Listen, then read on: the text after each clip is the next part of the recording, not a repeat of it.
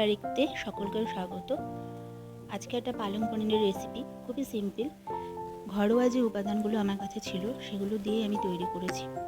চলুন দেখে নিই কী কী জিনিস দিয়ে আমি এটা করেছি।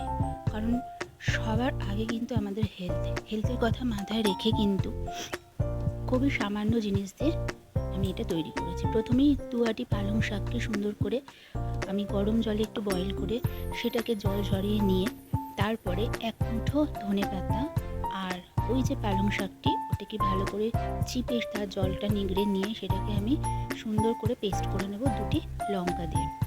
এবার একটা কড়াই বা ফ্রাইং প্যানের মধ্যে আমি অল্প একটু সামান্য ঘি, তার সাথে আমি অল্প একটু সাদা তেল অ্যাড করেছি। দিয়ে পনিরটাকে আমি জাস্ট শ্যালো ফ্রাই করে নেব। এবার বেশি কিন্তু ফ্রাই করা যাবে না, কারণ পনির কিন্তু খুবই শক্ত টাইপের হয়ে যায়, রাবারের মতো হয়ে যায়। তার জন্য যখনই তার বডিতে স্পট আসবে, দেখতেই পাচ্ছেন আপনারা, এই পর্যায়ে আমাদের পনিরটাকে ভেজে নিতে হবে। ভেজে আমরা এটাকে পিস করে রেখে দেব। সেই তেলের মধ্যে আমি কুচি করা আধখানা পেঁয়াজ, 1 ইঞ্চি মতো আদা, 2-4 কোয়া রসুন আর 1.5 খানা মতো টমেটো আর অল্প কটা কাঁচা লঙ্কা একসাথে ফ্রাই করলাম।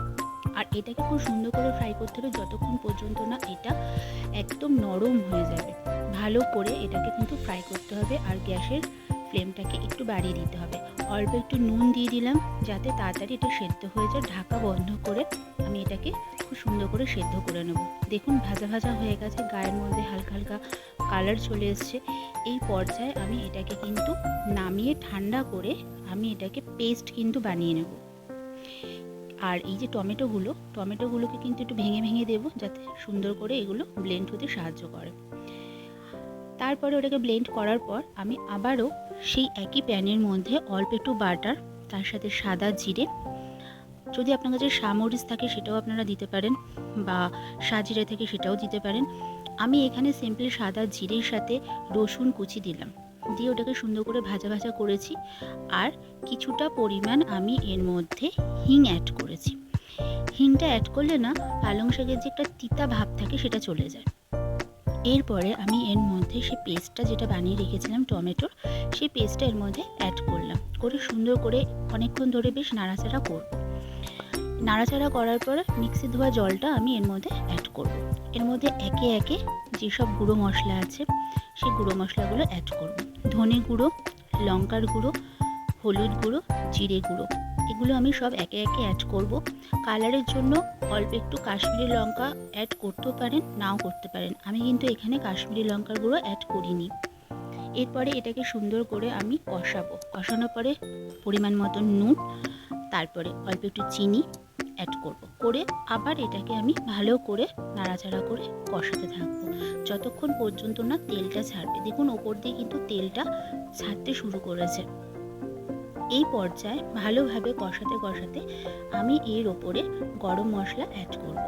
গরম মশলা দেওয়ার পরে কসুরি মেথি, এটা আমি হাতে ক্রাশ করিনি, নর্মাল আমি কসুরি মেথি এর সাথে অ্যাড করেছি। করে আবারও এটাকে সুন্দর করে কষাতে হবে। কষানো যত সুন্দর কষানো হবে খেতে কিন্তু ততটাই টেস্ট হবে। দেখুন যখন তেলটা ছাড়বে তখনই কিন্তু পালং শাকের যে পেস্টটা করে রেখেছি আমি, সেই পেস্টটা এর মধ্যে অ্যাড করব। আর মিক্সি ধুয়ে বাটিটা ধুয়ে অল্প পরিমাণে জলটা আমি এর মধ্যে অ্যাড করব যদি প্রয়োজন হয় তো, কিন্তু আমার এখানে জলটা একটু প্রয়োজন আছে, সেজন্য কিন্তু আমি জলটা অল্প করে দেব। তার আগে আমি এটাকে সুন্দর করে নাড়িয়ে নিলাম, একসাথে মিক্স করলাম, দেখলাম যে জলটা আমার প্রয়োজন আছে কিনা। তারপর আমি জলটা এর মধ্যে অ্যাড করে দেব। দেওয়ার পর এটাকে সুন্দর করে নাড়াচাড়া করতে থাকবো।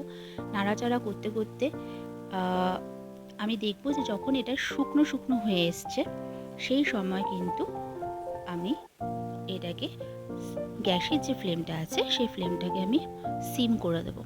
মানে খুব বেশি হাই ফ্লেম কিন্তু আপনারা দেবেন না। এই পর্যায়ে পনিরগুলো যে ভেজে আমি টুকরো করে রেখেছি, হ্যাঁ আমি এখানে মাঝখানে একটা কথা বলি, পনিরের যে টুকরোগুলো যার যেরকম ইচ্ছা অনুযায়ী কিন্তু টুকরোটা করতে পারেন। এর মধ্যে আমার মনে হলো যে একটুখানি মিষ্টি দেওয়ার প্রয়োজন ছিল, তাই জন্য আমি একটুখানি চিনি অ্যাড করলাম। করে আবারও এটাকে সুন্দর করে মেশাতে থাকলাম। এরপরে আমি অল্প একটুখানি ফ্রেশ ক্রিম এর সাথে অ্যাড করলাম, খুবই অল্প সামান্য, দেখলেন নিশ্চয়ই, কারণ যেগুলো আমার ঘরে ছিল সেগুলো দিয়ে আমি করেছি। যদি ক্রিম আপনারা নাও দেন, টেস্টে কিন্তু খুব যে বেশি হেরফের হবে তা কিন্তু না, একটু রিচ হবে কিন্তু সুন্দর খেতে হবে। এরপরে দেখুন এই পর্যায়ে কিন্তু জিনিসটা তৈরি হয়ে গেল, এত সুন্দর মাখা মাখা তৈরি হয়েছে, আর খেতে কিন্তু দুর্দান্ত হয়েছিল। আমরা তো পরোটার সাথে খেয়েছিলাম, আপনারা রুটি, পরোটা বা রাইসের সাথে, ফ্রাইড রাইসের সাথেও কিন্তু এটা পরিবেশন করা যায়।